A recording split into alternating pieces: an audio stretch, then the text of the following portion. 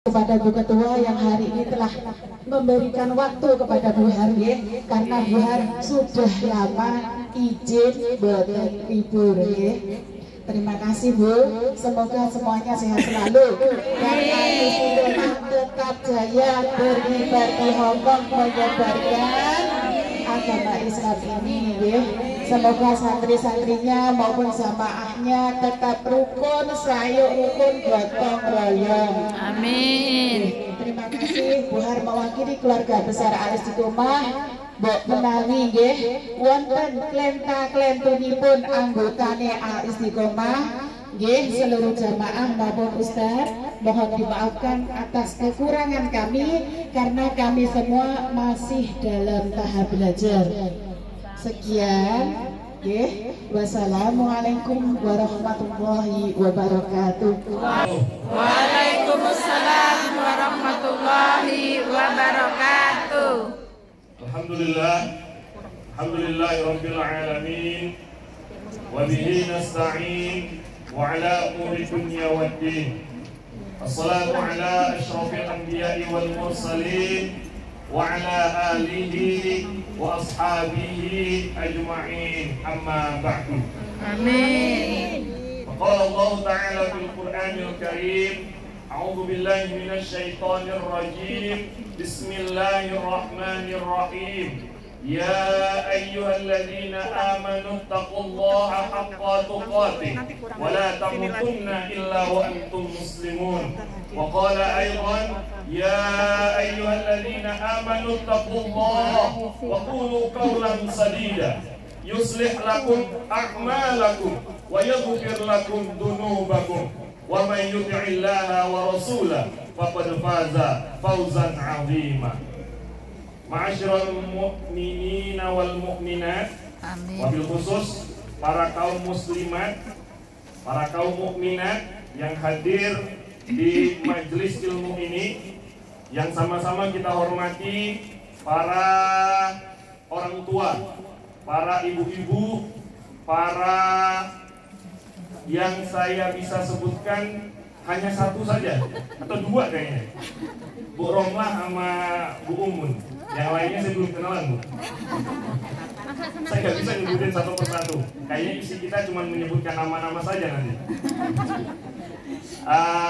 Saya tidak bisa menyebutkan satu persatu nama ibu-ibu, tapi saya tidak mengurangi rasa hormat dan rasa takzim saya kepada ibu-ibu semuanya. Satu kesyukuran bisa hadir, bisa berdiri juga di hadapan ibu-ibu, membersama ibu-ibu atas undangan ibu-ibu dari Majelis Talim Al Istiqomah ini. Saya perlu memperkenalkan diri nggak? Perlu. Soalnya takutnya saya memperkenalkan diri dan sayanya nggak bisa berkata apa-apa. Soalnya di depan saya wanita semua. Ini dari tadi saya satu dingin, dua gemeteran. Ya Allah, di sini satu-satunya orang yang bisa punya laki-laki cuma saya doang. Gak ada ya laki-laki yang lain di sini Bu. Masya Allah. Iya, ya mau nggak mau ya harus dibilang paling ganteng. Alhamdulillah Ibu, ini hari ke-17 saya berada di Hong Kong. Saya dapat kesempatan dari Dompet Du'afa melalui rezeki yang tidak disangka-sangka.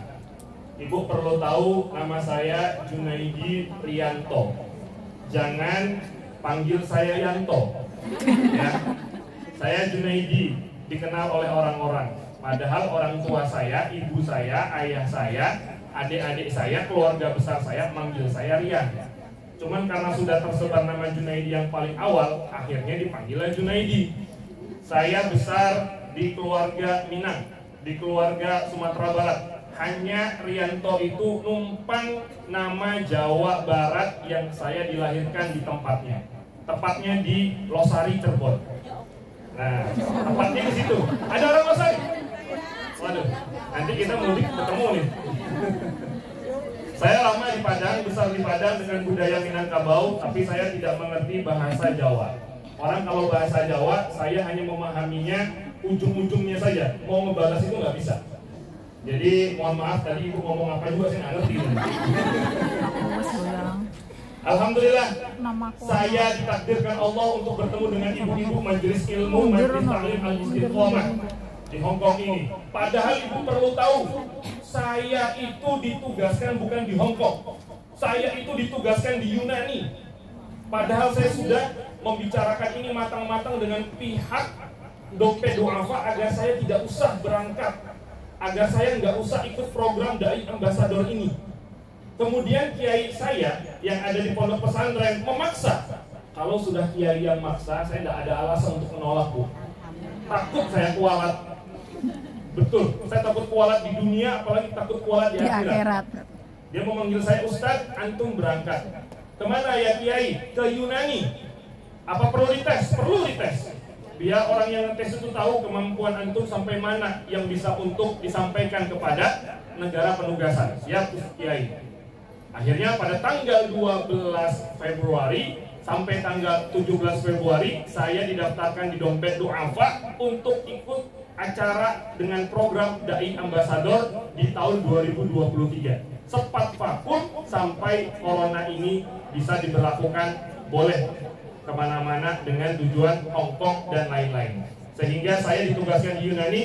Akhirnya selama saya ditugaskan keluar surat tugasnya, saya berdoa kepada Allah Subhanahu wa Ta'ala, ya Allah batalkanlah ke Yunani, karena saya nggak sanggup meninggalkan belahan jiwa saya dan anak-anak saya, apalagi sampai 1 bulan, Bu. Wah, saya kalau sama ibu nggak ada bandingannya, Bu. Ibu bertahun-tahun ya. Ibu sudah tidak lagi 1 bulan, 2 bulan, ibu sudah bertahun-tahun. Saya baru 17 hari aja kalau tidur tuh gerasak, gerusuk. Kok gulingnya kok nggak hidup? Ya Allah, akhirnya Allah kabulkan, Bu. Yunani batal dan saya mengucapkan rasa syukur kepada Allah Subhanahu wa Ta'ala. Tapi saya lupa berdoa, batal Yunani jangan dialihkan ke negara lain. Ternyata Allah alihkan ke negara Hong Kong. Alhamdulillah. Bu, yang alhamdulillah, saya innalillah. Karena orang-orang bilang, Ustadz kok Ramadan ke Hong Kong? Hong Kong itu kan tempat minoritas Islamnya, Ustadz. Mau ngapain ke sana? Harusnya Ustadz itu ke Madinah, Mekah, umroh. Oh, iya juga. Tapi Allah takdirkan untuk bisa berdakwah dengan ilmu yang sedikit yang kami punya. Akhirnya ketemulah dengan para ibu-ibu yang insya Allah cantik-cantik, solehah-solehah. Ya, itu singkat biografi saya, perjalanan saya bisa sampai ke sini. Ini bukan pertama kali saya menginjakkan kaki di masjid ini. Walaupun ini pertama kali saya menginjakkan di Hong Kong, tapi ini sudah ketiga kalinya saya berada di masjid ini. Hanya di ruang ini baru pertama kali. Ya kan? Yang diutus jadwal pertama di bulan Ramadan Ustadz Abdul Hadi. Ibu kenal Ustadz Abdul Hadi, kacamata, mukanya Habib. Ya, beliau pejabat Kementerian Agama Jakarta Selatan. Kemudian yang kedua, sama-sama ibu tahu, ahli ruqyah, ahli pengobatan, ya kan? Ustadz Aris Alwi. Saya itu ahli apa, Bu? Saya itu nggak dekat juga dengan para habaib. Saya bukan pejabat. Saya ini hanya mengajar dari mulai ba'da subuh sampai menjelang isya berkumandang. Barulah saya pulang ke rumah, barulah saya bertemu dengan keluarga dan anak-anak saya di rumah. Jadi saya sehari-hari mengajar di pondok pesantren, salah satu pondok pesantren yang ada di Jakarta Selatan.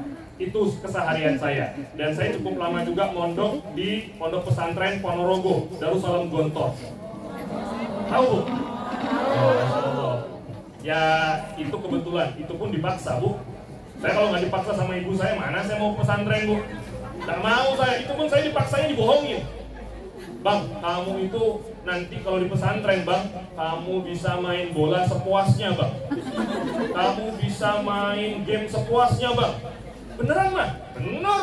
Mana mama bohong? Oke, berangkat, Mah. Berangkat. Nyampe sana orang sarungan semua. Lah, orang pakai peci semua. Kapan main bolanya di sana? Kapan main gamenya di sana? Akhirnya karena sudah dilepas jauh dari Padang, Sumatera Barat menuju Jawa Timur, Ponorogo, dikasih uang, nih Bang, uang mama titip, uang jajanmu sekian, uang pendaftaran sekian, uang beli kebutuhan kasus sekian, mama pamit pulang. Udah gitu aja, iya gitu aja. Nggak ditungguin sampai semuanya rapi. Nggak usah. Kamu kan laki-laki, apalagi kamu laki-laki yang pertama, harusnya kamu yang memberikan contoh pada adik-adikmu. Ya udah. Tapi dengan perasaan menyesal, saya harus menangis di kamar mandi. Tiap hari kerjaan saya kalau kamar mandi itu bukan buang air besar, buang mandi, tapi nangis. Keluar-keluar mukanya basah. Artinya saya habis nangis. Orang bilang, kamu habis wudhu ya? Iya. Itu singkatnya, biar ibu-ibu tahu kalau orang yang di hadapan ibu-ibu ini nggak punya keahlian apa-apa, hanya sepantasnya menyampaikan ayat-ayat yang Allah firmankan dalam Al-Quranul Karim. Jadi kalau saya salah, saya khilaf, mohon maaf ya Bu. Sama-sama. Kalau perkataan saya ada yang menyinggung perasaan ibu atau orang tua yang ada di sini atau mbak-mbak yang ada di sini, saya mohon maaf. Dan saya mungkin masih anak-anak, saya kelahiran tahun 1989. Kelihatannya udah berapa puluh tahun umur saya Bu? Udah hampir 40 ya Bu? Belum. Di antara kami bertiga, bahkan kami berempat dengan Pak Imam Bayhaqi, saya yang paling muda Bu. 30. Saya masih 33. Istri baru satu Bu. Ya, maksudnya baru satu dan satu-satunya. Ya, yang ada di Indonesia. Dan tidak ada di Hongkong Bu. Insya Allah tidak ada. Makanya jangan lama-lama sih di sini Bu. Cukup sampai jam 3.50 sesuai sama ketentuan yang ada di atas itu. Kalau lebih dari jam 3.50, waduh, berubah fokus saya Bu. Sudah nggak menyampaikan kajian lagi, tapi malah ngobrol sama ibu-ibu nanti. Itu sedikit. Saya bersyukur kepada para panitia yang sudah banyak berperan untuk tetap istiqomah. Nama kajian, nama majelis taklim istiqomah itu pantas buat ibu-ibu yang hadir di sini. Amin. Ini rekor yang pernah saya jumpai majelis taklim yang selama saya dakwah di Hongkong ini Bu. Makanya pesan Ustaz Abdul Hadi, Ustaz, antum di istiqomah ya? Masya Allah, di sana Ustaz, cewek semua isinya Ustaz. Tidak ada laki-laki Ustaz, kita doang yang laki-laki. Terus gimana? Ya kuat-kuat aja gimana di sana. Ustaz Haris juga gitu. Iya tuh, ibunya banyak banget. Oh kemarin aja rupiah aja banyak tuh yang curhat, yang ini, yang itu. Biasa tuh, kami ini kan laki-laki bertiga ini kan kalau kemana-mana kan satu paket. Kemana ngobrol. Tapi ngobrolnya habis bukber, habis lepas kami buka puasa. Artinya kami nggak punya dosa. Kalau ngomongin beberapa orang kan nggak dosa ini ya. Oke, ibu-ibu yang senantiasa dirahmati oleh Allah Subhanahu wa Ta'ala, hari ini saya ingin menyampaikan beberapa hal. Tidak banyak Bu. Yang kita lakukan sehari-hari ini kan amal. Entah itu amal soleh, baik amal soleh yang wajib, baik amal soleh yang sunnah. Dari mulai ibu bangun tidur sampai ibu melakukan aktivitas keseharian sampai ibu tidur lagi, pasti tidak lepas dari yang namanya amal soleh. Betul? Amal soleh kita, apakah sudah pantas amal soleh itu akan menemani kita di akhirat? Belum tentu. Amal soleh yang kita lakukan, banyak orang yang bisa melakukannya Bu. Nggak harus ngaji, nggak harus hadir di majelis taklim. Tapi kita harus tahu Bu, kita sholat, alhamdulillah. Kita baca Quran, bagus banget. Apalagi itu sampai khatam 30 hari ini. Kemudian kita infak sedekah, wah itu luar biasa. Bisa menyisihkan sedikit dari penghasilan yang kita dapat untuk membantu orang-orang yang membutuhkan. Kita zakat wajib, karena memang itu perintah agama. Kita menghibur teman-teman yang memang belum dapat majikan, kita menghibur teman-teman yang mungkin sama majikannya belum diperlakukan selayaknya. Itu amal soleh yang Allah catat untuk kita di akhirat nanti. Tapi perlu kita tahu, perlu kita ketahui, amal-amal soleh yang kita lakukan ini akan rusak, akan hancur, dan tidak akan membantu kita, mendorong kita di akhirat nanti. Perlu itu yang kita tahu. Apa yang menyebabkan itu ya Ustaz? Pertama, yang menyebabkan amal soleh kita habis, puasa kita, zakat kita, sholat kita, sodakoh kita, senyuman kita, membantu orang lain dari ketulusan hati kita tunggu di akhirat nanti, tidak ada pahalanya, tidak ada yang membantu kita, justru malah tidak ada sama sekali timbal baliknya di akhirat nanti. Kenapa ya? Kata Rasulullah Shallallahu Alaihi Wasallam, sittatu asya tuhbitul a'mal. Ada 6 perkara yang membuat amal ibadah yang kita lakukan, sholat yang kita lakukan, ibadah Quran yang kita baca di setiap harinya kita lakukan, zakat yang kita bayarkan, umroh yang kita tunaikan, haji yang kita tunaikan, tidak berpahala dan rusak dan hancur karena al-istighalu bi uyubil khalqi.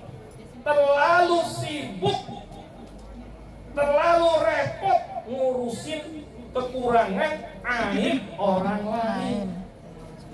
Hancur, habis waktunya cuma ngumpulin info-info dari orang-orang yang punya aib.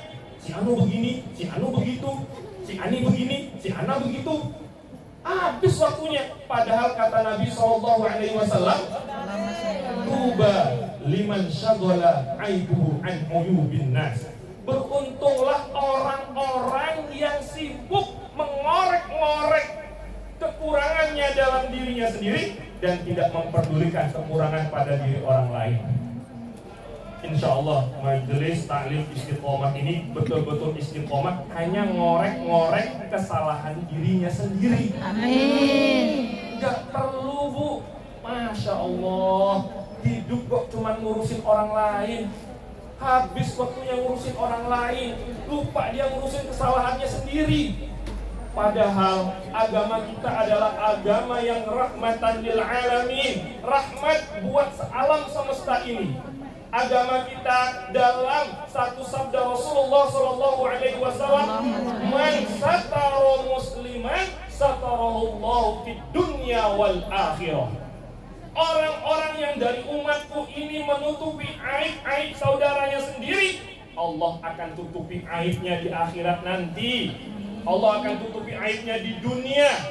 Kalau memang Allah belum menutupi aib kita di dunia, pastilah Allah akan tutup aib kita di akhirat. Percaya Bu? Percaya? Percaya. Oh, jamaah. Oh, jamaah. Alhamdulillah. Itu siapa tuh? Yang pasti bukan saya. Yang sering nonton TV Ustadz dari Makassar, ya kan? Ustadz Maulana, begitu kan? Ustadz Maulana. Mudah-mudahan anak-anak kita bisa hidup seperti para ulama-ulama ini. Amin. Sehingga mereka tidak lagi sibuk ngerjain urusan orang lain, ngerjain urusan mengorek-ngorek kesalahan orang lain. Kita harus bermuhasabah untuk diri kita sendiri. Makanya kita harus pintar-pintar menyikapi kehidupan yang ada di sini. Ini kan ibu-ibu kan hidup kan berinteraksi satu sama lain. Pasti ibu tahu nih orang kesalahannya apa, kekurangannya apa. Padahal tidak menutup kemungkinan loh Bu, ngaji di majelis taklim ini setengah jam, ngomongin orang 3 jam. Percaya nggak Bu? Ngajinya setengah jam, ngobrolin orang, gibahin orang, ngomongin aib orang 3 jam. Dari mulai dia datang sampai dia selesai ada di sini, isinya gosipin orang. Terus ya masa kemarin dia jalan sama cowok, masa dia begini-begini? Lah, itu kan kaki yang dia rawat. Itu wajar dia jalan sama kaki yang dia rawat. Tapi kan digoreng-goreng, direbus-rebus sehingga menjadi satu kesalahan yang diumbar-umbar kepada orang lain. Betul Bu? Betul Bu? Hati-hati. Makanya dalam Islam sebetulnya boleh kita berbohong untuk mendamaikan orang yang bertikai. Contoh, saya, ya kan? Saya punya teman namanya Ustadz Abdul Hadi. Kemudian punya teman juga namanya Ustadz Aris. Nah, kita kan bertiga nih. Nah, Ustadz Aris sama Ustadz Abdul Hadi tadi pagi ngambek. Saring duluan. Dia nggak mau tilawah tuh 1 hari 1 juz, dia nggak mau ngerjain tugas dia. Kita kan harusnya piket sekarang. Oh, ngambek dua-duanya, nggak mau ada yang ngerjain tugasnya. Artinya saling marahan. Ya, oke, saya melihat itu. Saya sebagai orang yang di tengah. Saya datang ke Ustadz Hadi. Ustadz Hadi, Ustadz lagi marahan ya sama Ustadz Aris. Iya tuh, Ustadz Aris sok tahu, sok pinter, belagu tuh. Ustadz, tahu nggak? Ustadz Aris tuh bilang Ustadz itu ilmunya tinggi banget. Orangnya waduh sekali. Emang begitu ngomongnya? Iya Ustadz. Kata Ustadz Aris, antum itu adalah guru yang ilmunya itu harus kita telusuri dan harus belajar banyak dari antum. Oh begitu ya? Masya Allah, betul kan? Betul Ustaz. Sadar mah enggak, kan? Aman yang di Ustaz Hadi, aman. Oke, saya pergi ke Ustaz Aris. Ustaz Aris, tadi saya dengar antum berantem ya sama Ustaz Abdul Hadi.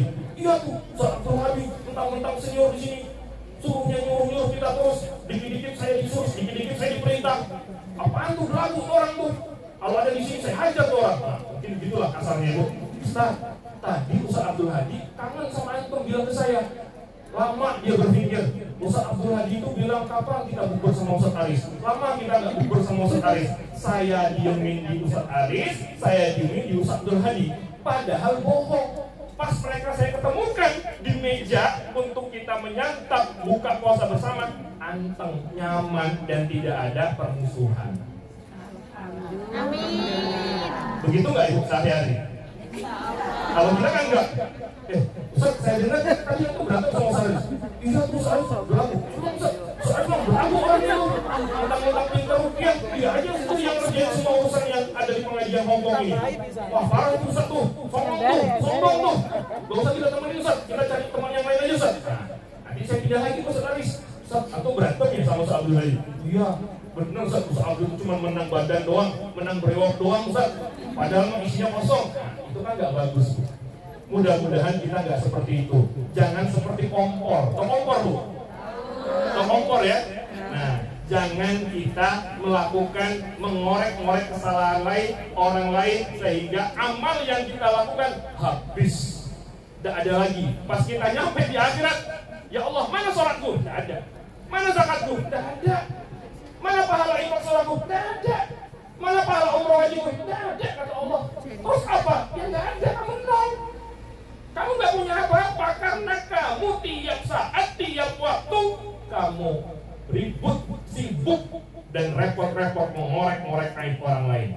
Na'udzubillah, summa na'udzubillah. Mudah-mudahan majelis taklim ini tidak seperti itu.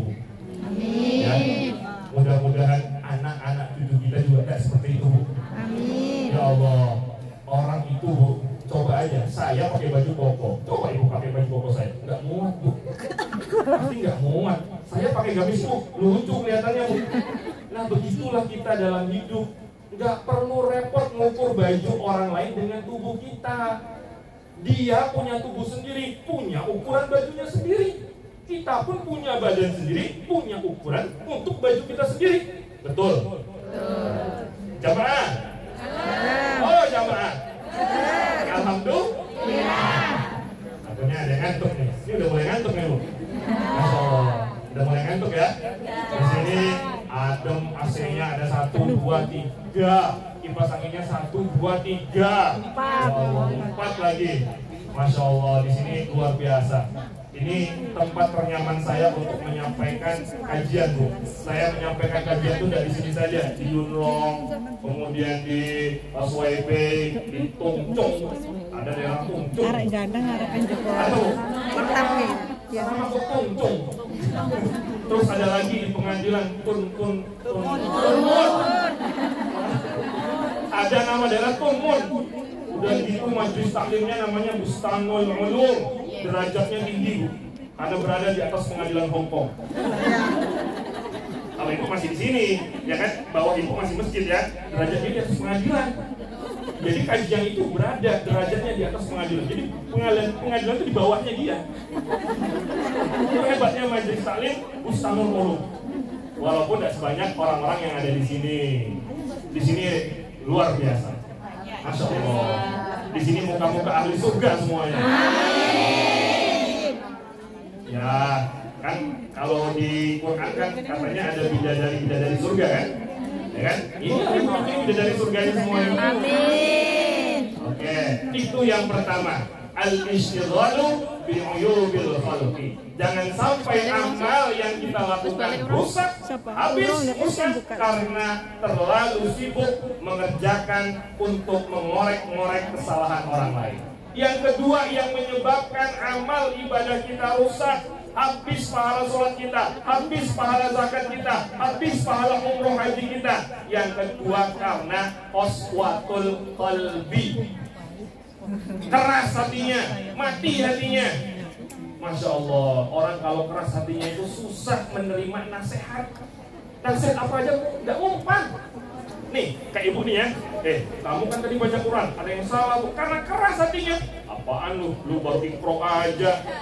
Ngorek-ngorek sih saya baca Quran. Ikro lu benerin tuh, baru jilid 1 aja udah belagu. Alif batas saja masih ketuker. Ya kan? Mau ngoreksi saya yang sudah Quran.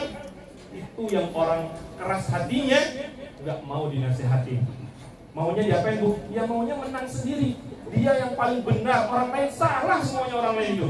Dia yang paling benar. Orang lain itu tidak ada apa-apanya. Saya ini yang paling hebat, yang paling banyak memberikan manfaat, yang paling banyak memberikan kajian. Saya yang paling pintar di antara yang ada di Istiqomah ini. Ini kalau dia uswatul qalbi.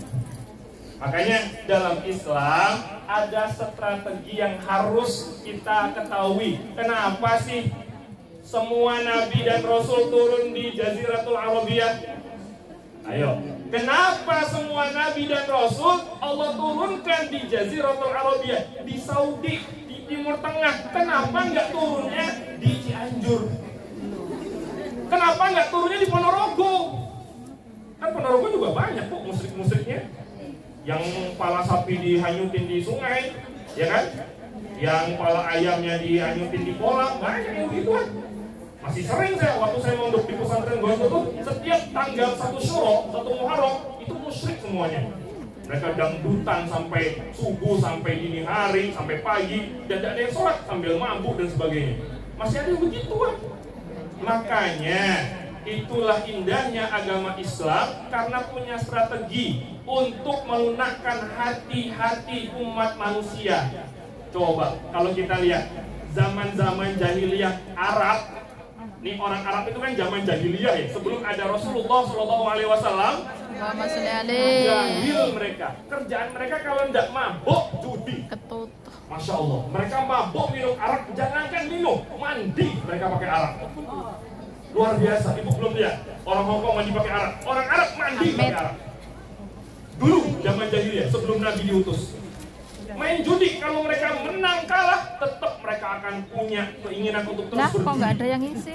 Turun Rasulullah di situ, turun perintah Rasul di situ dengan sabda Rasulullah yang ada di situ. Kemudian Allah turunkan Al-Quran bertahap. Maka ada yang perkataan di Quran itu yas'alunaka 'anil khamri wal maisir qul fihima ithmun kabirun wa manafi'u lin-nas. Ya Muhammad, mereka yang ada di Arab ini nanya kepadamu, tanya tentang hukum khamr, arak, mereka tanya tentang hukum judi. Katakanlah ya Muhammad kepada mereka yang bertanya, di dalamnya ada dosa besar, di dalamnya ada manfaat. Dosa yang ada lebih besar daripada manfaat. Turun surat itu, jadi tidak langsung diharamkan. Nggak ada tuh Allah bilang haram judi sama main judi sama itu semua yang ada khamr yang memabuk haram. Nggak begitu perkataan Allah.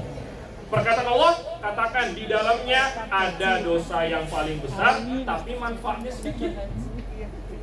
Makanya nggak sedikit ya para sahabat, mereka paginya mabok, siangnya sholat zuhur bersama Rasul. Turun ayat la taqrabus shalah wa antum sukara. Jangan kau dekati sholat ketika kau masih mabok. Oh berarti saya boleh sholat kalau saya tidak mabok. Pemahaman orang kan begitu waktu jahiliyah. Akhirnya mereka tidak mabok, baru mereka boleh sholat. Padahal habis sholat mereka mabok. Nah begitulah, bertahap bu. Ada tahapan-tahapan yang Allah lakukan untuk mengharamkan sesuatu. Hari ini kau mabok, 1 hari sekala, oke. Allah naikin lagi derajatnya. Boleh mabok seminggu sekali, bisa. Sebulan sekali, bisa. Setahun sekali, bisa. Haram mabok. Judi sekali pasang 2 juta, oke. Kurangin ya, 5 juta menjadi 1,5 juta, menjadi 500, menjadi 100. Bisa meninggalkan judi, bisa. Haram judi. Paham bu? Paham. Strategi yang pertama adalah tahapan demi tahapan yang Allah lakukan untuk menurunkan kekerasan hati di umat-umat manusia. Yang kedua, strateginya adalah bagaimana orang-orang di masa silam, di masa dulu, mereka-mereka yang sulit sekali menerima yang namanya nasihat dari orang lain, itu kita harus membuat satu turun keringanan buat mereka. Taqlilun takalif, menurunkan beban syariat. Kau bisa nggak sholat sambil berdiri? Bisa. Laksanakan sambil berdiri. Nggak bisa karena sakit pinggang saya, duduk. Nggak bisa karena pinggang saya masih duduk, sakit juga, berbaring. Oh, nggak bisa berbaring karena saya begini juga, pakai isyarat. Oh, nggak bisa pakai isyarat dalam hati. Oh, nggak bisa dalam hati karena hatinya udah nggak ada, ya disolatin. Ya kan, karena hatinya udah nggak ada. Orang kalau hatinya udah ada, mati lah dia. Iya kan? Nah, diturunkan Bu, stres perintahnya diturunkan. Coba ibu disuruh sama majikan, atau saya disuruh sama ibu-ibu, Ustaz tolong bawa beras, ini ada 10 kilo, ada 10 biji. Ustaz bawa semuanya ya. Kalau bawa semuanya 10 kali 10 kan 100 kilo. Berat saya ini 70 kilo. Kira-kira saya kuat ya? Nggak kuat kalau dibawa semuanya dalam satu waktu. Tapi saya cicil 10 kilo pertama, saya cicil paginya. Siangnya 10 kilo kedua, sorenya 10 kilo ketiga, 3 hari setelah. Paham maksudnya? Nah, begitulah strategi Allah untuk menurunkan kerasnya hati manusia. Kadang manusianya yang nggak ngerti. Ini perintah, waduh perintah ini berat banget Ustaz. Apa tuh perintahnya Bu? Ini perintah saya harus sholat subuh 2 rakaat. Ya Allah, berat banget Ustaz. Bisa nggak saya sholat subuhnya jam 9 siang aja Ustaz? Oh nggak bisa. Nggak itu maksudnya, kebablasan pemahamannya. Bukan itu yang Allah mau. Allah mau kalau kamu nggak bisa sholat subuh 2 rakaat, pergi ke masjid karena ada hujan, silahkan sholat di rumah. Apalagi kami yang laki-laki ini wajib berjamaah. Sampai-sampai Rasulullah SAW itu mengancam laki-laki yang ada di sini yang saya nggak temui di masjid, bakar rumahnya. Alhamdulillah tidak terjadi. Kenapa? Semua laki-laki ada di masjid. Sedangkan perempuan, ya boleh ke masjid, nggak apa-apa. Tapi lebih baik sholat di rumah. Sampai seperti ini ya Rasulullah untuk kita diperjuangkan di dunia dan di akhirat. Yang ketiga, strateginya ini al-musawatu bainan nas. Ada persamaan di antara manusia dalam beragama, dalam berkomitmen menjalankan perintah agama. Ada persamaan. Apa gara-gara saya laki-laki sholat zuhur saya nggak usah, ibu yang harus sholat zuhur? Kan nggak boleh begitu. Apa gara-gara saya Ustaz dompet doafa, sholat zuhurnya boleh dijamak, ibu nggak boleh dijamak? Apa gara-gara saya laki-laki, saya lebih tinggi derajat sholat subuhnya daripada ibu yang ada di rumah? Ya, persamaannya ada. Kamu mau jenderal, mau pejabat, mau presiden, nggak sholat, ya dosa. Sholat berpahala. Semuanya sama. Artinya orang-orang yang di hadapan Allah ini tidak ada perbedaan. Mau laki-laki, mau perempuan, melakukan amal soleh, mendapatkan pahala, melakukan kemaksiatan, mendapatkan dosa. Jamaah. Oh jamaah. Alhamdulillah. Itu yang berapa Bu? Yang kedua apa yang ketiga? 3. Yang ketiga apa yang kedua? 3. Yang kedua barusan. Yang kedua. Yang kedua. Yang ketiga sudah. Poin yang ketiga untuk kita agar tidak rusak amal ibadahnya, jangan sampai kita hubbud dunya. Apa itu hubbud dunya Bu? Di sini saya lihat cinta dunia semua. Cinta dunia semua di sini. Iya, kalau nggak cinta dunia nggak mungkin punya handphone mahal, punya pakaian mahal, punya sepatu Nike, Adidas, apalagi itu sepatunya ada yang New Balance, apa NB, punya ini. Itu kan dunia Bu. Oh diskon. Nah itulah Bu, yang membuat amal ibadah kita kalau kita sudah terlalu cinta dunia. Kalau kata Bang Haji, terlalu. Kau boleh cinta dunia? Boleh. Oh kan hidup kita masih di dunia. Cinta sama orang karena dia baik, karena dia soleh, boleh. Asalkan bukan suami orang. Ya kan? Nah itu dia. Kalau memang ibu mau nyari jodoh karena kondisinya belum ada pasangan, ya silakan. Silakan cari yang alim, yang soleh, yang kaya raya. Ya kan, yang sebentar lagi umurnya menjelang ajalnya tiba. Jadi kalau udah habis nikah, malam pertama besoknya meninggal. Ya kan, kaya kan ibu jadinya di Hongkong tuh. Nggak perlu lagi mau capek-capek kan? Nah, jangan begitu. Kan belum sempat berwasiat. Insya Allah ibu-ibu di sini mencintai dunia hanya sekedarnya saja. Amin. Jangan terlalu. Apa Bu? Terlalu. Nah, ibu-ibu yang terlalu ya, saya enggak loh ya. Jadi kalau sudah terlalu mencintai dunia, habis amal ibadah ibu, tidak berpahala, di akhirat nol. Jangan seperti pegawai SPBU, kita mulai dari nol ya Pak.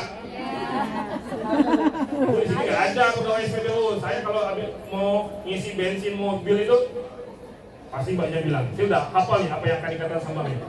Pak, saya mulai dari nol ya. Ya Mbak, silahkan. Itu sudah semua yang mereka lakukan dalam aktivitas kerjaan. Nah, insya Allah hukum dunia kita tidak. Jangan lupa, kita tidak boleh hanya sholat saja, zikir saja, tadarus Quran saja. Ingat, la tansa nasibaka minad dunya. Kamu jangan lupa, kamu itu masih di dunia. Kamu perlu makan, perlu mendapat penghasilan, perlu mendapat interaksi dengan sosial. Artinya dunia kamu cintai boleh, pakai pakaian yang bagus, beli sesuatu yang kamu butuhkan dari kualitas yang bagus kalau kamu punya uang. Kalau kamu tidak punya uang, belilah sewajarnya. Hari ini ibu beli handphone Samsung Bu, besok udah keluar rilis kualitas yang lebih bagus dan lebih murah biasanya. Orang kan Indonesia kan gitu, bagus, tahan lama, awet, murah. Kan yang penting murah, kata tadi ibunya diskon. Ya kan? Kami juga gitu. Nah itu kalau udah melihat istri saya di mall, itu nggak boleh saya lepas, harus dipegang, digenggam. Oh romantis susah, tidak romantis, takut dia beli yang macam-macam. Enak dia, ambil sana, ambil sini, ambil sini, ambil sini, ambil sana, dibayar di, enak dia. Makanya saya pegang terus, bukan masalah so sweet, bukan masalah saya romantis, tapi takut dia khilaf Bu. Apalagi THR bentar lagi cair nih, ya kan? Suaminya ada di Hong Kong nih, ya kan? Gak ada yang megangin tangan dia. Tapi insya Allah Bu, yang megangin tangan dia adalah Allah Subhanahu Wa Taala. Amin. Sini juga saya nggak ada pegangin tangan orang kan? Jadi yang ketiga yang merusak amal ibadah kita karena kita terlalu cinta dunia, akhiratnya lupa. Padahal kata Allah, dunia ini hanya sementara, tidak ada orang yang mati pagi kemudian malam hidup, tidak ada. Ada orang yang hidup selamanya? Tidak ada. Rasulullah SAW itu nabi, itu rasul, sudah dijaga semua kemaksiatan tidak akan bisa beliau lakukan. Beliau hanya mengerjakan amal-amal soleh. Lihat bagaimana seorang Umar bin Khattab ketika dengar kabar Rasulullah itu meninggal dunia. Siapa yang bilang Muhammad mati, sini maju, saya penggal palanya. Umar kan begitu ya, sangat tegas. Ada yang bilang Muhammad mati, sini maju. Padahal memang pagi itu Rasulullah berpulang ke rahmatullah dan wafat, dan Abu Bakar adalah orang yang membuat satu pernyataan baik, tidak menggurui Umar, tidak langsung bilang, Umar jangan gitulah, jangan sangat-sangat kali kau, ya kan? Di sini itu negara demokrasi, kau jangan sangat-sangat lah, ya kan? Kata bahasa enggak begitu kata Abu Bakar. Kata Abu Bakar, ya ayuhan nas, man ya'budu Nabi Muhammad fa innahu qad mata. Wa man ya'budullah innallaha la yamutu abada. Orang yang menyembah Muhammad baru meninggal. Tadi pagi meninggal. Orang yang menyembah Allah tidak pernah akan meninggal. Akan hidup selamanya. Di situ Umar yang tadinya sangar, Masya Allah. Oh gitu ya, Nabi juga mati. Yang saya cintai, yang saya kasihi, yang saya panjatkan dalam doa di setiap malam, yang saya sebut namanya di setiap doa, mati ya. Artinya kita jangan terlalu cinta dunia, karena dunia ini titipan Bu. Ibu punya anak, punya suami itu titipan. Kalau merasa dititipi, kalau diambil jangan marah. Kan gitu rumusnya Bu. Saya titipkan handphone ke Ibu 2 kali 24 jam. Bu, saya titip ya di Majelis Ta'lim Al-Istiqomah ini handphone saya. Berapa lama Pak Ustadz? 2 kali 24 jam. Khawatirnya saya udah pulang 1 kali 24 jam, saya ambil ya Bu? Ya Pak Ustadz. Ibu pegang. Nah ternyata saya ngambilnya 4 kali 24 jam. Saya ambil, ibu marah. Loh kok Ustadz ngambil sih? Kan ini udah lama Ustadz titipin ke saya. Katanya Ustadz cuma 2 kali 24 jam. Kok jadi 4 hari sih? Lah kok marah? Kan itu titipan, bukan ibu yang punya. Nah begitulah Allah memberikan kita dunia. Ini tuh titipan. Ibu punya anak, punya suami, punya harta. Dititipin apa enggak? Dititipin. Kalau Allah ambil, kalau Allah mau diambil secepatnya, jangan marah. Jangan lalu berkeluh kesah. Allah enggak adil Ustaz. Saya sudah capek menjaga amanah ini, anak yang saya didik. Tiba-tiba baru anak saya keluar dari tempat bermainnya, Allah langsung cabut nyawanya dengan kecelakaan tunggal Ustaz. Allah enggak adil Ustaz. Lah, anak itu titipan. Keluarga yang kita tinggalkan di Indonesia itu titipan. Harta yang kita punya itu titipan. Gak ada yang milik kita semua. Mudah-mudahan kita mengerti itu sehingga fokus kita adalah akhirat, bukan dunia. Amin. Itu yang ketiga yang merusak amal ibadah kita. Sudah berapa tuh Bu? 3. 3 atau 4? 3. Yang keempat ini yang saya harus sampaikan banyak ini. Saya udah lama nunggu yang keempat ini nih. Beneran nih. Apa itu Ustaz? Qillatul haya. Sedikit rasa malu. Sampai nggak punya rasa malu. Ini yang saya harus tekankan ke ibu-ibu. Malu Bu kalau ada aurat yang masih terlihat oleh kami-kami laki-laki. Malu Bu kalau nggak sholat. Malu Bu kalau selama bulan suci Ramadan ini lewat 30 hari tapi nggak ada satu bacaan Quran pun yang kita baca. Malu. Ini satu pelajaran yang saya harus sampaikan ke ibu-ibu. Saya ditempatkan dan disewakan kamar oleh Dompet Duafa persis di seberang gedung Dompet Duafa itu, seberang dari KJRI. Satu rumah, satu flat, ada 4 kamar Bu. Saya di kamar depan, kamar 1, kamar 2, kamar 3, kamar 4 isinya cewek semua. Cewek-cewek yang memang bekerja di Hong Kong. Kemudian saya masuk. Pertama yang saya masuk bukan menuju pintu, tapi ada salah satu wanita yang memakai baju auratnya kelihatan. Ditarik ke bawah ke atas, ditarik ke atas ke bawah. Paham kan maksud saya Bu? Masya Allah. Kurang kain. Apa dia tidak Islam Ustaz mungkin? Gak mungkin kalau dia tidak Islam Bu. Insya Allah saya hakul yakin yang ada di Hong Kong ini hampir semua Indonesia ini Islam. Saya yakin.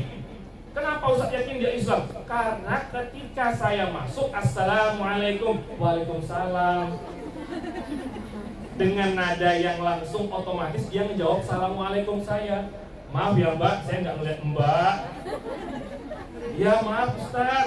Dia tahu saya Ustaz karena memang udah disampaikan oleh madamnya kalau akan ada Ustaz Dompet Duafa yang akan menyewa kamar selama sebulan di selama Ramadan ini.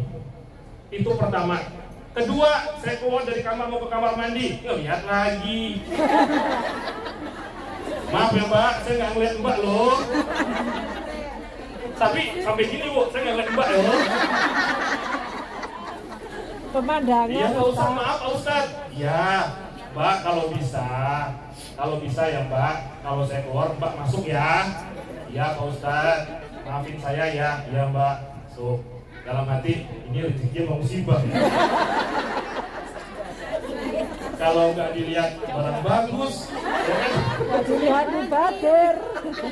Aduh, Masya Allah. Sudah, ternyata Allah karuniakan ke saya. Setiap kali pulang dari majelis taklim, saya dititipin makanan minuman. Kalau saya nikmatin sendiri, dah habis. Ya kan, dah habis pasti. Majelis taklim di Hong Kong ini luar biasa takzimnya kepada kami-kami yang ada di Dompet Duafa. Itu sampai Ustadz Aris Alwi itu kalau pulang dari majelis taklim itu tangan kirinya lebih panjang dari tangan kanannya. Kenapa? Niko, gimana nggak tambah panjang? Iya, semangka 1 biji. Belum lagi tambah melon Bu. Ya Allah, tulang belicaknya sampai ke atas naik. Aduh, saya saya bilang luar biasa di sini Ustaz. Ibu-ibu di sini gimana nggak makin banyak rezekinya ya? Beliau itu murah sedekah, murah mengeluarkan uang untuk membelikan kita makanan.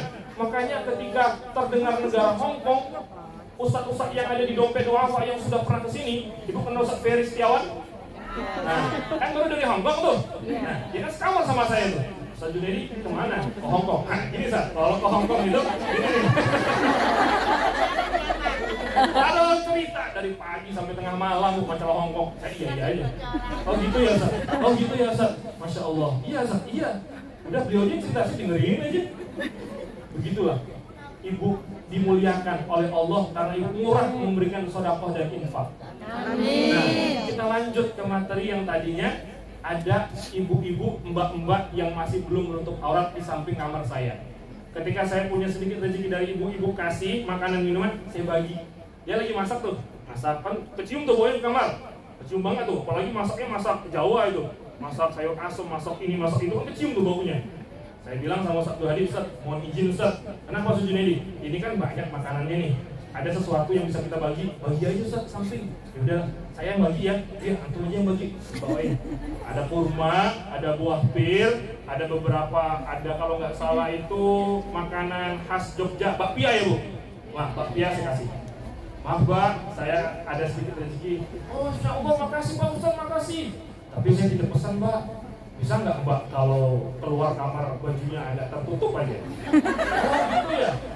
Mbak itu kalau bajunya tertutup ditambah lagi pakai kerudung, pakai hijab, Masya Allah Mbak, Nikita Mirzani lewat Mbak. Ya lewat, kan lewat dong Nikita Mirzani. Oh gitu ya Pak Ustadz? Iya Mbak, Masya Allah, kayak bidadari dari mana gitu Mbak? Dari Akhirnya, taksi. satu kali begitu. Besoknya semua makanan sudah tertutup. Alhamdulillah. Walaupun atasnya terbuka. Tidak pakai jilbab, tidak apa-apa Bu.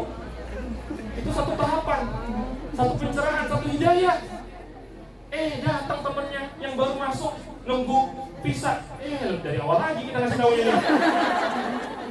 Yang temannya udah mau istiqomah, datang teman barunya. Ya Allah, datang lagi atuh. Yang tadinya kita udah gak ngeliat sesuatu yang barang bagus, kok makin bagus aja barangnya. Itu guyonan Bu, mohon maaf ya Bu. Saya kalau salah-salah kata nih, saya cuman biar kita tidak terlalu tegang suasananya. Ya kan? Udah ngantuk nih, takutnya nanti ibu-ibu, tahu neraka nggak? Tahu surga nggak? Tahu. Tegang nantinya Bu, semuanya pengen masuk neraka aja tuh tegang. Saya nggak mau kayak gitu. Ya, itu masalah qillatul haya. Bagaimana kita mempertahankan untuk jangan sampai hilang rasa malu tadi.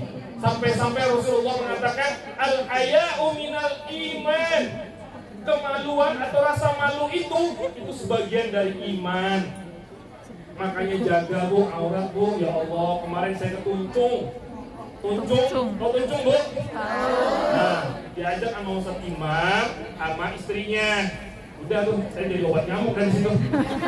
Beliau enak senderan di sampai Ustadz Imam di MRT, senderan dia. Enak dia, saya senderan sama siapa? Habis itu saya agak miring, agak geser, saya geser kursinya. Saya tinggalin satu kursi yang ada di tengah. Saya tengahnya kosong, Ustadz Imam sama istrinya. Karena saya nggak enak tuh ngeliat Ustadz Imam, istrinya nyender ke beliau. Enak banget nih ya. Jangan saya udah inget aja di rumah kayak gimana tuh. Pas di stasiun apa itu yang mau turun ke Disneyland, stasiun apa gitu? Ya pokoknya itulah. Cewek nggak pakai jaket, kelihatan duduk di situ dan ininya celananya pendek sekali. Duduk di antara saya sama Ustadz Imam. Masya Allah.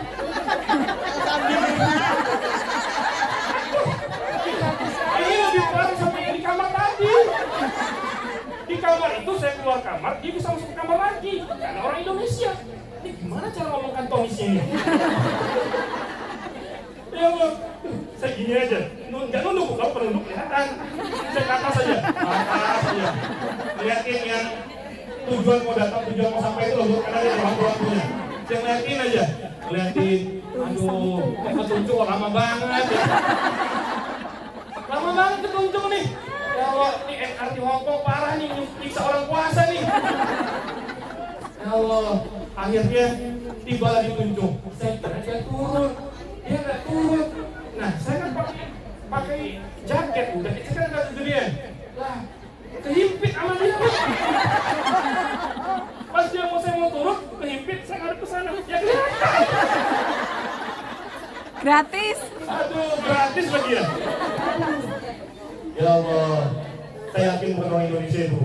Saya yakin bukan orang Indonesia dan bukan agama Islam. Makanya saya mohon ke ibu-ibu, tolong ibu jaga rasa malu. Karena dengan rasa malu itulah kita bisa mempertahankan amal ibadah kita. Betul, Bu? Jamaah? Oh, jamaah. Alhamdulillah. Itu yang yang kelima. Ini juga yang ada kaitannya sama ibu-ibu, sama saya juga sih. Tulul amali. Apa tuh tulul amali, Bos? Angan-angannya terlalu jauh angan-angannya. Ya Allah, orang udah jalan dia masih rebahan aja. Orang udah lari dia masih jalan merangkak aja. Kalau dia ditanya, kamu cita-citanya apa? Cita-cita saya pengen jadi orang kaya. Apa yang sudah kamu lakukan? Tidak ada, cuma diem aja di rumah. Tapi pengen jadi orang kaya? Pengen lah, siapa nggak mau pengen jadi orang kaya? Ngapain kamu lamar kerja nggak? Enggak. Punya penghasilan? Enggak. Kaya dari mana? Ya kali ada orang yang datang bawain koper isinya dolar Hongkong. Nggak bisa begitu. Terlalu jauh angan-angannya, sehingga yang dia lakukan itu hanya berangan-angan. Tidak ada satupun amal soleh yang dia lakukan. Pantas amalnya hancur karena terlalu panjang angan-angannya. Ya kan? Mudah-mudahan ibu-ibu walaupun punya angan-angan tapi dilakukan dengan kerja keras. Kalau ditanya, saya mau ngumpulin uang yang banyak Ustaz di Hongkong. Kalau uangnya sudah banyak, saya balik ke Indonesia dan kamu balik ke Hongkong. Saya mau jadi bisnis. Saya mau jadi orang yang punya bisnis baik, profit baik di Indonesia. Kira-kira begitu nggak, Bu? Ya. Kira-kira ibu sudah banyak uangnya? Belum. Sudah banyak tabungannya? Belum. Kalau sudah banyak tabungannya, majlis istiqomah pulang ke Indonesia. Mau, Bu? Mau. Oh, nggak mau pasti. Enakan di sini, Pak Ustaz. Di sini setiap tanggal 1 rekeningnya ada isinya, Ustaz. Ya, betul. Ya Allah, di sini $5.000, $6.000, $7.000. Masuklah setiap bulan mah, Pak Ustaz. Kerjanya enak lagi, cuma ngurus rumah kosong. Ada yang cuma ngurus rumah kosong, ada. Karena majikannya pergi isinya untuk memulai bisnis baru dan rumahnya ada yang jaga. Enak banget, Bu. Kalau gitu saya boleh daftar nggak, Bu? Wah, nggak bisa, Pak Ustaz, karena laki-laki di sini nggak dibutuhkan dalam pekerjaan seperti ini. Yang dibutuhkan adalah wanita. Oh gitu ya. Wah, saya udah punya, jangan ini bisa saya berangkat dari kali ya. Insya Allah, mudah-mudahan angan-angan kita boleh tinggi dibarengi dengan kerja keras kita. Artinya Allah itu melihat sejauh mana dia dekat. Ada nggak Ustaz orang yang dengan bismillah saja langsung kaya? Ada, tapi bukan kita kelasnya. Bukan kita kelasnya. Ada orang yang bismillahirrahmanirrahim, dia memulai bisnis Nah, buat kaya tekan loh, Bu. Bahkan ada orang yang bismillahirrahmanirrahim bisa berjalan di atas air. Wali-waliullah. Buatan jalan orang tuh. Itu bisa bayangin ya, Rasulullah itu punya mukjizat. Tekan. Satu contoh yang kita ambil ya, sudah nih, Nabi Musa alaihissalam. Kenal sama Nabi Musa? Kenal. Kapan kenalannya, Bu? Kapan kenalannya? Di Al-Quran ada, Pak. Saya aja belum kenal tuh. Hidupnya kan udah lama tuh. Nah, Nabi Musa itu Allah kasih mukjizat tongkat. Iya. Tongkatnya bisa berubah jadi apa, Bu? Ular gede dan bisa membelah lautan. Apa kalau dikit-dikit dia disengin sama Fir'aun? Nih, tongkat saya berani nggak? Enggak. Hanya dilakukan menggunakan mukjizatnya cuma 3 kali, Bu. Nggak dikit-dikit disengin orang, tongkat berubah jadi ular nih. Dikit-dikit disengin sama tetangga, tongkat saya berubah jadi ular nih. Nggak gitu. Kenapa? Kerja keras dulu. Kalau sudah kepepet, tidak ada lagi yang bisa kita lakukan dengan upaya yang kita lakukan. Allah yang mengasih mukjizat. Rasulullah juga sama. Di peperangan Uhud, ibu kalau mau tahu, malam sebelum peperangan Uhud itu Rasulullah turun malaikat Jibril. Ya Rasul, besok kamu kalah. Rasulullah bilang, kamu tahu dari mana Jibril? Saya diperintahkan oleh Allah untuk mengabarimu, kamu tuh besok kalah. Bayangin, kisi-kisi besok jawabannya udah ada malam. Ibarat kata itu, kita sudah tahu besok itu mau terjadi apa. Dengan enteng Rasul menjawab, nggak apa-apa Jibril, kami sudah mengatur strategi dengan para sahabat, dan pamanku sebagai komando terdepan Sayyidina Hamzah itu sudah siap dengan semua strategi perangnya. Tapi kamu besok kalah, nggak apa-apa. Ini sudah kita lakukan, bermalam-malam kami memikirkan konsep ini, besok siap perang. Ternyata sebelum berangkat Rasulullah mengatakan kepada para pemanah, mana pemanah? Sini pemanah semuanya, kumpul pemanah. Pemanah, saya ingatkan, ini ultimatum pribadi dari saya. Jangan tinggalkan bukit Uhud apapun yang terjadi. Siap ya Rasul? Benar? Siap ya Rasul? Ternyata pemanah tadi memanah banyak panah yang dikeluarkan, pada mati itu orang-orang kafir. Dan orang-orang kafir itu membawa ghanimah, harta-harta yang mereka tinggalkan ketika perang, mereka gugur, boleh diambil oleh umat Islam yang menang. Ghanimah namanya. Dan itu ada bagian-bagiannya untuk mereka-mereka yang menang ketika pertempuran bersama Rasulullah. Lihat bagaimana ultimatum Rasulullah tidak dihiraukan oleh para pemanah. Pemanah melihat itu, langsung menang turun. nih kita nih. Iya, ayo kita ambil ghanimah. Turun. Tadi kan Rasul bilang jangan turun.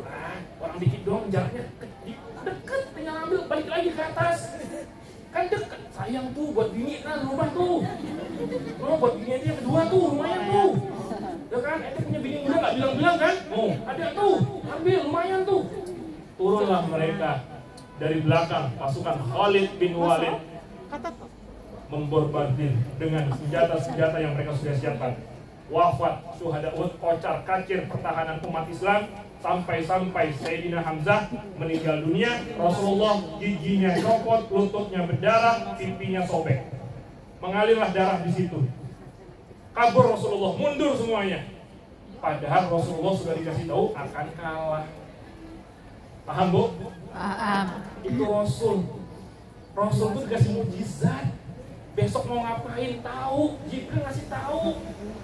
Apa begitu kita? Tidak ada yang ngasih tahu. Apa ada Jibril di Hongkong Bu? Dia bilang, majikanmu kali ini tuh enak banget, maka kamu harus pertahankan ya. Ingat loh, kamu jaga rumah kosong $10.000 loh. Gak usah pulang, biarin. Gak usah peduli tuh yang suami di rumah, anak itu gak usah. Kamu di sini aja. Enak banget gitu. Gak ada tuh Jibril. Yang ada turun di Hongkong gak ada Bu. Itu pertama kisah Rasulullah. Yang kedua, ketika Rasulullah terdesak, dilempari oleh batu, dilempari oleh kerikil. Itu kalau mau tahu kerikil Saudi jangan samain sama kerikil yang di Hongkong Bu. Apalagi kerikil di kampung kita. Gede kerikilnya Bu, pecahan batu di, ya kan di Saudi itu kan gunung aja batu Bu, bukan tanah, batu gunung itu. Makanya di terowongan Mina itu kan ngancurin batu, bukan ngancurin tanah. Itu dilempar Rasulullah oleh kelompok Taif.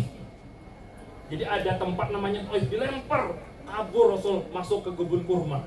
Di situ Jibril datang. Ya Rasul, innallaha amaroni an uti'at. Saya Allah perintahkan untuk turun ke engkau, berhadapan dengan engkau, dan siap menerima komandomu. Apa komandomu ya Rasul? Apa mau saya hukum orang-orang yang melemparimu dengan batu dari penduduk Taif tadi, dengan mengangkat gunung Uhud, saya timpa ke mereka, mampus ke mereka. Kata Jibril. Jibril tuh kesel banget. Kalau bahasa Jawa aja, usul banget. Ya, gimana sih? Kesel banget tuh, usul banget. Pokoknya gedek banget lah. Sobel. Kata Rasulullah, nggak usah. Terus gimana? Apa saya mau saya pindahkan gunung yang mana? Saya timpakan mereka? Jangan. Dengan nada lembut Rasul, jangan Jibril, jangan. Tuh Jibril langsung diem. Biarkan mereka. Malah saya ingin berdoa kepada Allah. Allahumma hdi qaumi fa innahum la ya'lamun. Ya Allah, berikanlah hidayah kepada mereka karena mereka nggak tahu. Oh, kalau saya jadi nabi Bu, Sajud ini mau saya turunin nggak Gunung Uhud untuk yang di Hongkong yang durhaka sama orang tuanya. Sikat Jibril. Makanya saya nggak jadi nabi. Betul. Ya karena kita harus mengambil hikmah dari kejadian-kejadian itu, agar kita jangan tulul amal, terlalu panjang angan-angan kita. Paham Bu? Jamaah. Oh jamaah. Alhamdulillah. Yang berapa tuh Bu? Yang kelima. Yang mau keenam mau nggak? Mau kasih tahu nggak yang keenam? Yang keenam, yang terakhir, zalimun la yantahi. Kezaliman yang tidak ada habisnya yang kita lakukan keseharian kita. Ya Allah, tiap hari fitnah sana sini, hasad, iri, dengki, bahkan dia membuat satu hal yang menyakiti perasaan orang lain. Zolim itu terbagi tiga: zolim kepada diri sendiri, zolim kepada Allah, zolim kepada sesama manusia. Kita zolim kepada Allah. Allah perintahkan ke kita sholat 5 waktu sehari semalam. Allah kasih hidup kita 24 jam sehari semalam. 5 waktu sholat, sholatnya kalau khusyuk, kalau sholat di sini 10 menit. Kalau sholatnya di sini Bu, pakai jamaah 10 menit. Dikali 5 berapa tuh? 50 menit. Masih sisa 23 jam 10 menit. Kalau khusyuk sholatnya, kalau pakai kilat ada kan pakai kilat sholat?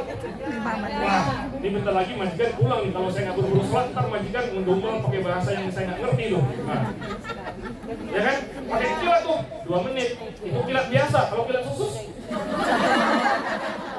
Kilat khusus berapa? 1 menit. Kilat khusus berapa? 1 menit. Kayak sholat lagi ya. Ibu tahu ya video-video viral yang terawih di Indonesia? Bismillahirrahmanirrahim. Dolin. Itu nggak baik Bu.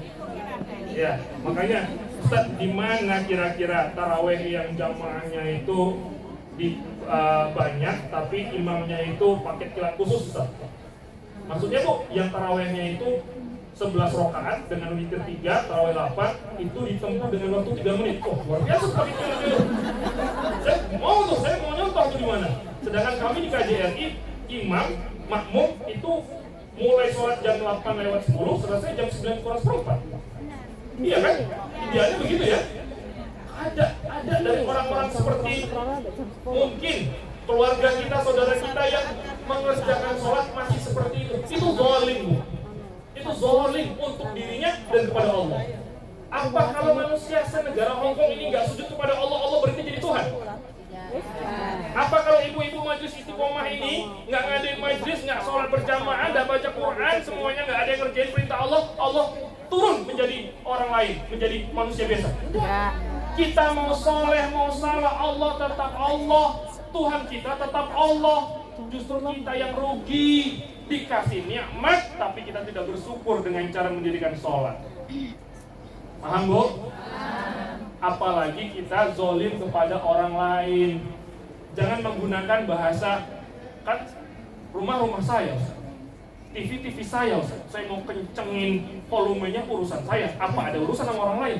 Sedangkan tetangganya baru meninggal dunia, lagi tahlilan, lagi baca Yasin, dia nyetel lagu Blackpink yang dudu loh, ya kan? Dia setel gabung, dia kencengin suaranya, didatangin sama tetangganya. Kamu kok nggak tahu rasa simpati tetanggamu tuh ada yang meninggal? Lah kan ini TV saya. Itu zolim sama orang lain. Kita nggak boleh seperti itu. Kalau ada yang kita seperti itu, pantas amal ibadahnya rusak dan musnah dan tidak ada yang didapat di akhirat nanti. Itulah yang menjadi catatan kita hari ini. 6 perkara yang membuat amal ibadah kita rusak. Paham? Paham Bu? Itu ya. Jadi 6 hal ini mudah-mudahan menjadi amal ibadah kita agar kita tetap mendapatkan pahala kepada Allah Subhanahu wa taala. Amin. Jamaah? Oh, jamaah. Alhamdulillah. Ini terus apa berhenti? Boleh terus. Masih ada waktu. Perasaan kalian sudah 2 jam di sini Bu. Nah, kalau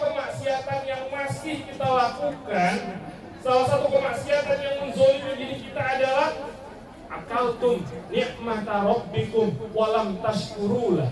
Kalian itu makan nikmat yang Allah berikan, tapi kalian tak pandai bersyukur kepadanya. Itu zolim kepada diri kita, kepada Allah, dan itu kembali kepada kita. Allah mengatakan la in syakartum la azidannakum. Kalau kamu dikasih nikmat bersyukur, aku tambah nikmatmu. Wala in kafartum, kalau kamu kufur, tidak mengakui nikmat itu dari Allah, inna adzabi lasyadid. Ingat, azabku sangat pedih. Yang ngasih rezeki siapa, Bu? Allah. Yang ngasih suami soleh siapa, Bu? Allah. Yang ngasih anak pintar siapa, Bu? Allah. Yang ngasih majikan baik siapa, Bu? Allah. Ibu pintar semua jawabnya ya. Pintar.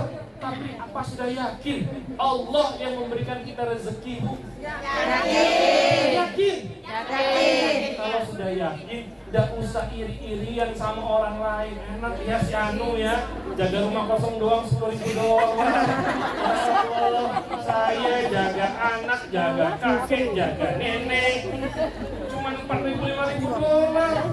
Artinya ada iri dengki di dalamnya, ada hasad. Hasad itu artinya susah menerima orang lain senang, senang melihat orang lain susah. Itu hasad. Makanya kan kita harus baca tuh. Ya kan, baca itu. Wa min syarri hasidin idza hasad. Hati-hati dari keburukan orang-orang yang hasad.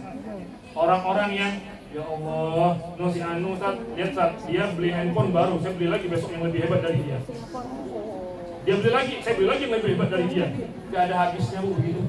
Gak ada habisnya. Ibu tahu Korun? Korun kenapa Korun? Tahu. Bu? Al-Quran. Korun kaya itu, lihat apa yang dibawa dengan kematian. Tidak ada. Fir'aun yang katanya Tuhan, yang harus menganggap dirinya Tuhan aja mati tuh, nggak bawa apa-apa kekuasaannya. Siapa lagi yang ibu tahu? Orang-orang yang kaya di dunia, yang sudah meninggal dunia, apa yang mereka bawa? Apa aja mereka bawa mobil ke dalam kuburan mereka? Tidak ada. Bahkan orang Hongkong ini dibakar mereka malah, dikremasi kan? Tidak ada yang mereka bawa, Bu. Jadi kezoliman, kemaksiatan yang kita perbuat di dunia ini rugi, gak mendatangkan keuntungan. Al-imanu yazdadu bitta'ah. Iman itu akan naik kalau dengan ketaatan yang kita lakukan. Wal imanu yanqusu bil maksiat. Iman itu turun karena kita melakukan kemaksiatan. Ibu yang ada di majelis taklim ini lagi tinggi imannya. Lagi tinggi. Kenapa? Lagi di majelis taklim. Amin. Ya kan? Kalau udah ke pasar, beda imannya, Bu. Beda. Ya, kalau lagi di majelis taklim, ya Allah, kita ngaji sholawatan, ya kan, tadi kan sholawat semuanya bersolawat, bahkan sudah diakhiri masih ada bersolawat di sana, ya kan, diakhiri lagi ada beberapa yang, pokoknya cinta banget sama sholawat. Lagi di majelis taklim, lagi di masjid, kalau lagi di pasar, lagi di mall, apa iya begitu, Bu? Dia lagi ke pasar nih, sholawat. Gak mungkin. Kenapa Ustaz? Begitulah iman. Yazdad, naik, wayangkus, dan turun. Dan itulah manusia. Jangan sampai kita turun. Gak ada naik-naiknya. Maksiat. Habis turun imannya dan tidak ada ketaatan yang kita lakukan. Apalagi bulan suci Ramadan sebagai bulan 10 hari pertama adalah rahmat, 10 hari kedua adalah maghfirah pengampunan, 10 hari ketiga adalah itqun minan nar. Kita dibebaskan dari siksa api neraka. Amin.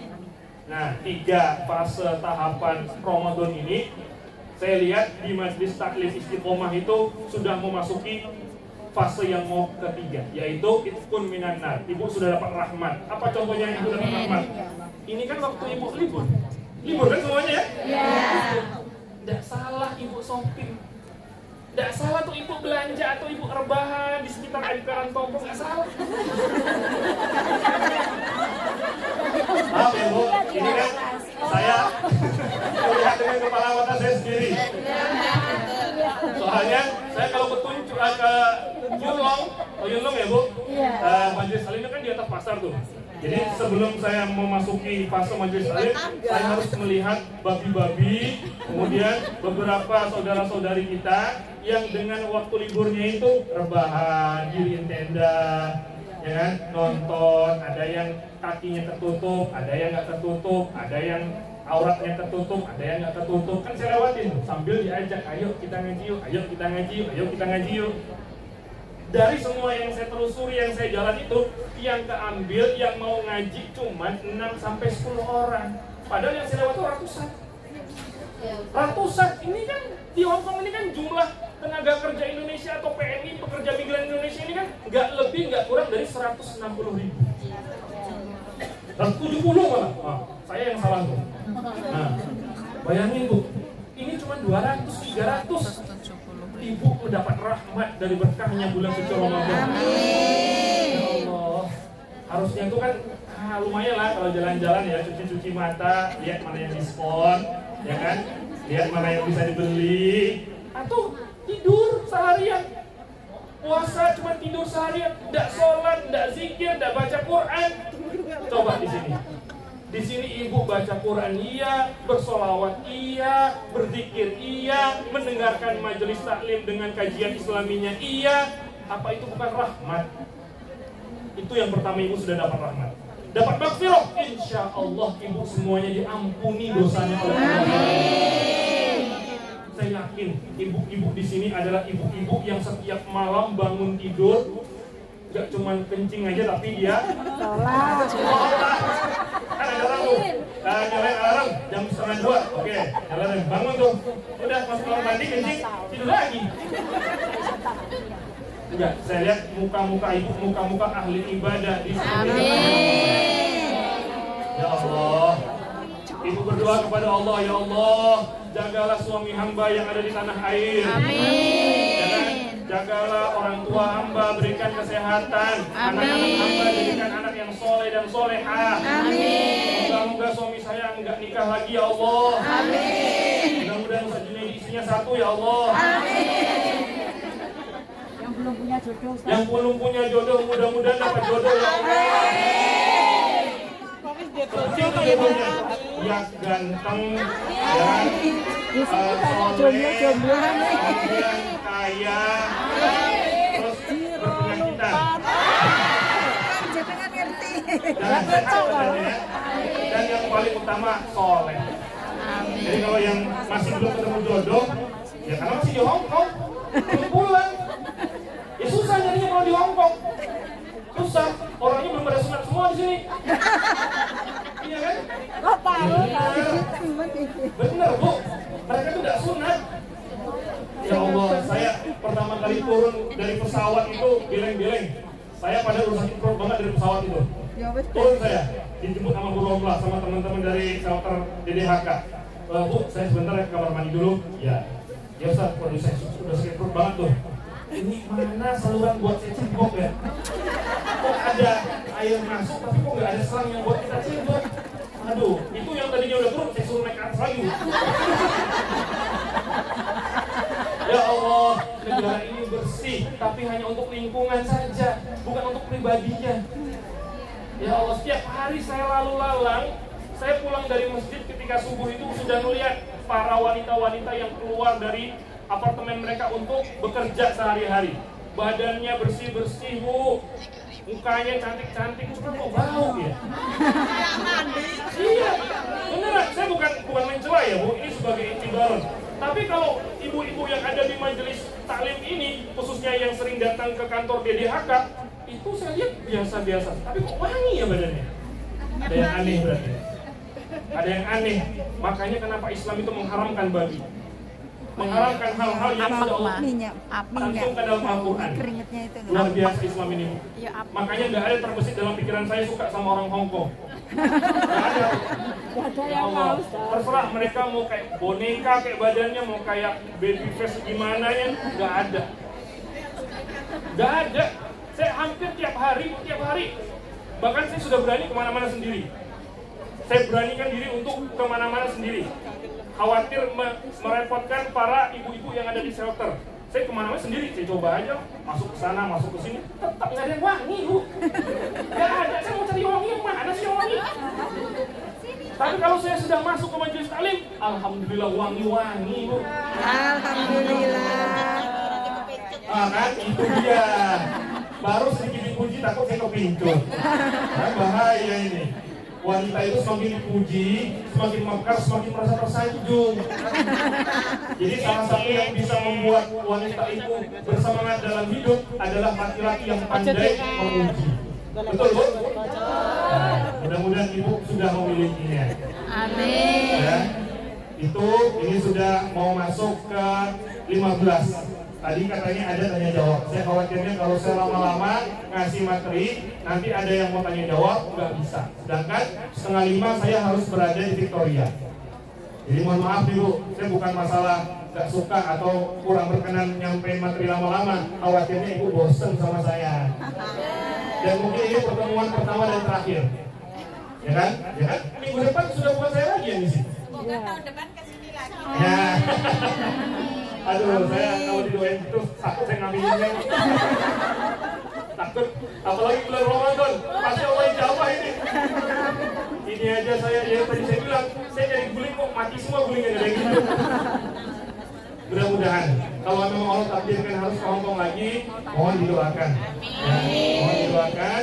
Dan kita berdoa kepada Allah, ibu-ibu sebagai tulang rusuk, sebagai tulang punggung diberikan kesehatan. Amin. Diberikan istiqomah. Amin. Dan diberikan segala kemudahan dalam menjalankan aktivitas ibadah sunnah maupun wajib. Amin. Dan diberikan semua kebaikan dari orang yang ada di sekitarnya. Amin. Dan dijauhkan dari penyakit, mara bahaya dan malapetaka. Amin. Ada hadinya Nakro al-Fatihah.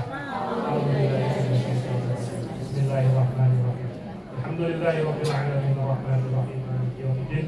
Iyyaka na'budu wa iyyaka nasta'in. Ihdinas siratal mustaqim. Siratal ladzina an'amta 'alaihim ghairil maghdubi 'alaihim waladdallin. Hadan Allah wa iyyakum ajma'in. Assalamualaikum warahmatullahi wabarakatuh. Waalaikumsalam warahmatullahi wabarakatuh.